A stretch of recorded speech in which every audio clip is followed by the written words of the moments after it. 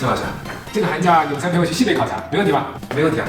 那我给你们订机票。好的，老师。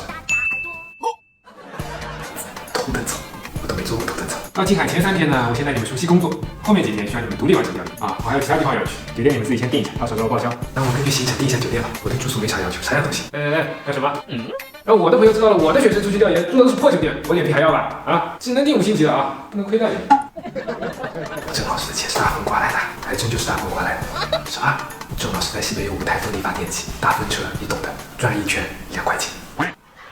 当然这只是他一部分产业。考察的时候遇到什么阻碍跟我说啊，我一个电话过去都好处理。那老师咱们回去准备一下吧。走吧。喂，老师再见。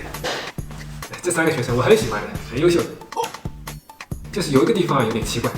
说什么？我听一下。我有一次遇到他们买水果啊，他们的支付密码设置了8位数，我都只有6位数。你说这8位数的密码保护3位数的存款，可爱吧？谢谢。